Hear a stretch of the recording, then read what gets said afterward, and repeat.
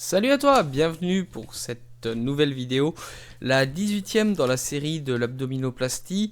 Et donc aujourd'hui, comme convenu, j'évoque avec toi comment dire, les questions qui me sont revenues le plus suite aux vidéos, via le forum, sur la page privée, les gens qui sont venus me contacter suite à la médiatisation. Donc voilà, donc je vais commencer tout de suite. Voilà. Je ne veux pas dire qui a posé les questions, je veux juste reprendre les questions, hein. Comment j'organise l'aide à domicile? À quelle fréquence j'en ai besoin? Alors, comment j'organise l'aide à domicile et à quelle fréquence j'en ai besoin? Les deux questions sont liées en fait. J'ai décidé, vu que j'ai le droit à 5 heures sur 3 semaines, de prendre 1 heure la première semaine, vu que je sortais peu, pour faire une partie des sols des pièces les plus importantes, c'est-à-dire la salle de bain, les toilettes que j'ai fait faire aussi, et la salle à manger.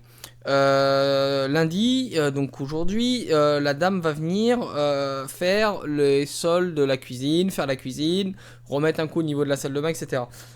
Comment je l'organise? Je demande surtout qu'elle fasse les tâches qui sont au sol. Tout simplement pourquoi? Parce que vu que j'ai du mal à me baisser, c'est difficile. Par contre, nettoyer la table, je peux le faire. C'est les trucs qui ne sont pas physiques et qui sont simples à faire. Dans le lave-vaisselle, ce qui est en hauteur, je peux le faire. Les petits trucs comme ça. Donc, ce que moi je peux faire, je le fais moi. Déjà, de un, ça me fait un peu bouger. Et de deux, c'est le peu de temps que j'ai d'aide à domicile est utilisé à bon escient et me facilite la vie au quotidien. Donc, j'ai vraiment adapté l'aide à domicile en fonction de ce que moi j'avais besoin. Le sommeil revient-il? Alors déjà, j'ai la chance de ne pas souffrir de la chaleur. Que je mette la clim ou pas, j'ai pas chaud. Il revient, oui et non, parce que tu passes quand même d'une activité sportive assez intense à rien du tout. Donc en résumé, bah, tu n'es pas fatigué, quoi. Donc il revient, ouais, ça va, j'arrive à dormir. Je m'endors vers 1 heure du matin, je me lève, il est à peu près 7 heures, 8 heures. Je peux pas faire mieux.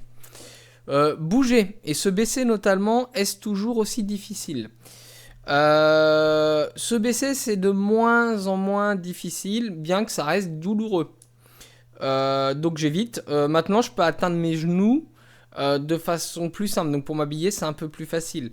On arrive quand même donc là, on est à 2 semaines après l'opération. Heureusement, parce que bon, c'est un mois d'arrêt. Donc si je pourrais pas me baisser, ça deviendrait craignos. Mais je peux toujours pas toucher le sol, je peux toujours pas porter. Bon, c'est un petit peu compliqué. J'attends beaucoup de mon rendez-vous avec le chirurgien, savoir où j'en suis.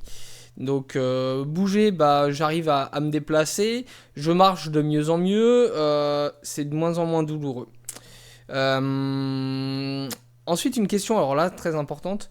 Est-ce plus efficace que la sleeve? Je me répète X fois, parce que c'est vachement important de communiquer là-dessus. L'abdominoplastie, ce n'est pas pour maigrir. La sleeve, c'est pour aider à maigrir. La sleeve, c'est réservé aux personnes qui ne peuvent pas pratiquer de sport, qui n'arrivent pas à perdre pour des raisons X ou Y, et qui ont un estomac qui est, par exemple, pour les gens qui sont boulimiques, trop développé. Donc on retient une partie de l'estomac pour leur couper l'appétit. C'est un peu comme le bypass. Donc la sleeve, c'est une chirurgie pour maigrir. L'abdominoplastie, c'est une chirurgie réparatrice, dans certains cas esthétiques, mais plus réparatrice pour la reconstruction abdominale, retendre la peau du ventre, suite à une perte de poids. Et il y a un peu de liposuction des fois pour aider. Mais on ne retire pas toute la graisse, sinon vous allez ressembler à une bouteille d'orangina, vous allez avoir un ventre tout plat, et puis des hanches comme ça. C'est pas intéressant. Donc non, l'abdominoplastie, ce n'est pas fait pour maigrir, c'est une fois que vous avez perdu votre poids. Donc renseignez-vous auprès du bypass et de la sleeve si les régimes et le sport ne marchent pas ou que vous ne pouvez pas. Voilà. Est-ce douloureux? Alors, ma vérité n'est pas forcément celle des autres. Ouais, je trouve ça assez douloureux.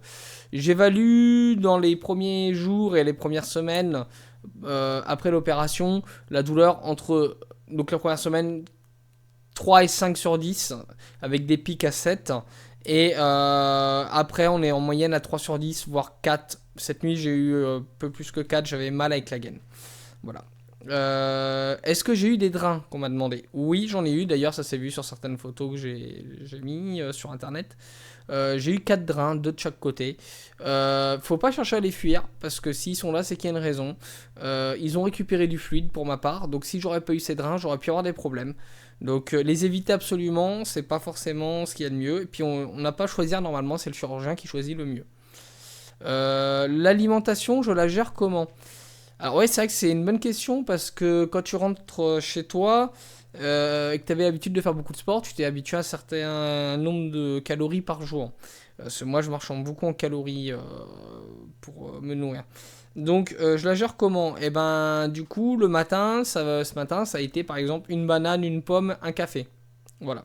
Ce midi, ce sera très certainement un peu de saucisse lentille. Le boîte de conserve, peut-être 300 grammes, un repas de 300 grammes en gros. Et ce soir, je pense que ce sera des tomates avec du poivre, de l'échalote et puis une petite glace pour me faire plaisir. Donc je garde quand même des plaisirs, je mange léger, je mange de tout. Il y a un peu, voilà, il y a un peu de pain aussi, donc un peu de féculents, un peu de sucre, un peu de sel via la boîte de conserve entre autres, un peu de fer via les lentilles. Enfin bref, c'est quand même assez équilibré, un peu de protéines via les saucisses. Enfin voilà. Tac tac tac tac.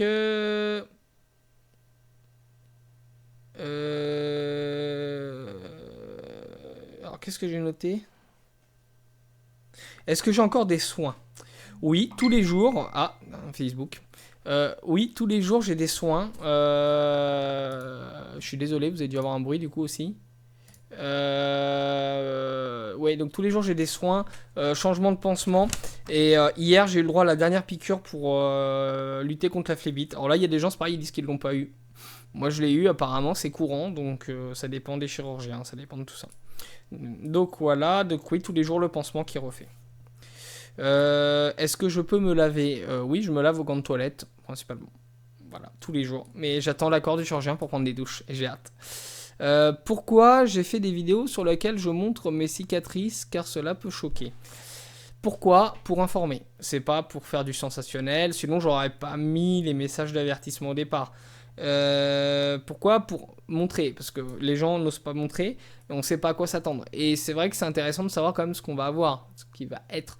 Ces vidéos ne s'adressent pas aux gens qui ne veulent pas faire l'abdominoplastie, ou que mes vidéos s'adressent à des gens qui veulent comprendre ce que c'est, qui veulent découvrir, qui veulent savoir ce qu'il en est. Donc si tu veux, quand je montre ma cicatrice, c'est pas pour ah regardez c'est un mourant de guerre. Non, c'est tu vas peut-être te faire opérer. Voilà quoi tu peux t'attendre.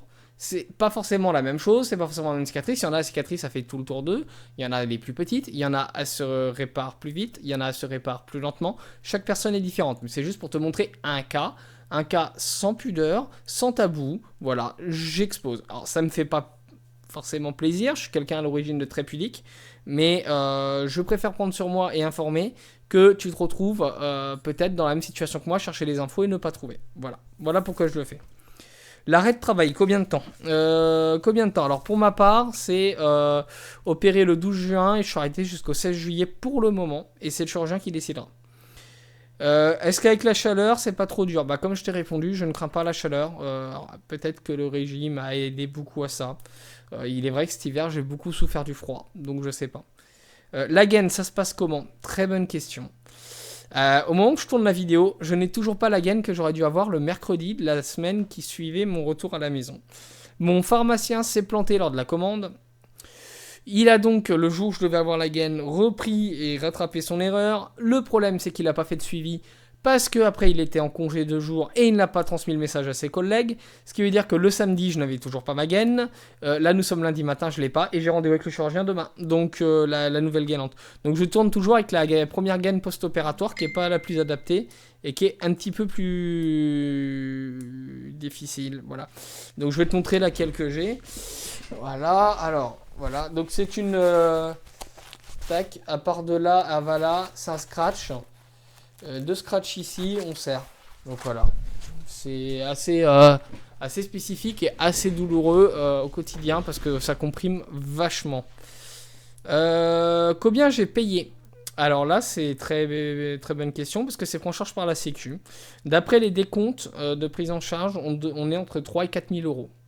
En comprenant les dépassements d'honoraires, on est un chouïa au-dessus de 4000. Sachant que la mutuelle prend une grosse partie des dépassements d'honoraires. Le sport me manque pas trop. Pour l'interrogation, si, ça me manque. Mais bon, il n'y a pas le choix, il faut accepter qu'on peut pas faire de sport. Voilà. Donc aussi, je voudrais parler d'un truc qui m'a particulièrement choqué suite à la médiatisation. C'est la détresse des gens. J'ai beaucoup de gens en détresse qui sont venus me parler. J'arrive pas à maigrir, au secours, je sais pas comment faire, etc. C'est très difficile à entendre. J'ai eu de la peine pour des gens qui sont vraiment malheureux. Donc s'il vous plaît, si vous avez des gens autour de vous qui ont du mal, qui sont en difficulté pour de la perte de poids, pour s'accepter, etc., aidez-les, jugez-les pas, mettez-les pas de côté. Euh, dans ces épreuves-là, on a besoin de soutien, on n'a pas besoin de se faire rejeter par tout le monde. J'ai eu la chance d'avoir une force mentale qui m'a permis de m'isoler de 90% de mon entourage. Euh, c'est pas le cas de tout le monde. Pas tout le monde y arrivera. Donc, soyez patient, soyez gentil avec les gens. Franchement, sans déconner. Voilà, c'est un petit message. Sinon, Sylvain, que je vais citer, il pensait faire de l'humour et m'a posé une question. Alors, attention. Je veux boire un coup tout le temps, en gros tous les jours, et perdre du poids. Je pense déjà connaître la réponse, pensant que c'est pas possible. Bah, mon pauvre Sylvain, toi qui fais un métier physique, j'ai une mauvaise nouvelle à t'annoncer, c'est possible. Il te suffira juste d'adapter peut-être ton alimentation un petit peu. Et je ne trouve pas que tu aies à perdre de surcroît. Donc, fais ce que tu veux, mais si tu veux réellement perdre, je m'inquiète pas pour toi, tu peineras pas tout en conservant ton canon. Je rappelle juste à tout le monde que boire tous les jours, si c'est de l'alcool, c'est une forme d'alcoolisme. Soyez prudent à ne pas tomber dans l'excès, la dérive. Pensez à votre santé. Voilà ce qu'il en est pour les questions-réponses du jour. Un grand merci à toi qui regarde mes vidéos. Un grand merci à tous ceux qui réagissent. Un grand merci aussi à la personne qui a mis un j'aime pas à la dernière vidéo. Ça fait du bien. Parce qu'on se dit au moins que on peut déranger et ça fait toujours du bien. Voilà, voilà. Sur ce, je te dis à demain pour la prochaine vidéo. Prochaine vidéo qui, si je ne me trompe pas, c'est sur la cicatrice. Ouais, le point sur la cicatrice pour demain. Et mercredi, je te raconterai mon rendez-vous donc de demain que j'aurai avec le chirurgien. Voilà. Et donc, je te souhaite une bonne journée, une bonne reprise de semaine. Tu peux retrouver donc la dernière vidéo en date ici, donc qui est le bilan sur la valise. Tu peux t'abonner à la chaîne ou rejoindre le forum abdominoplastie.net, un forum d'entraide. Allez, à très vite. Ciao, ciao.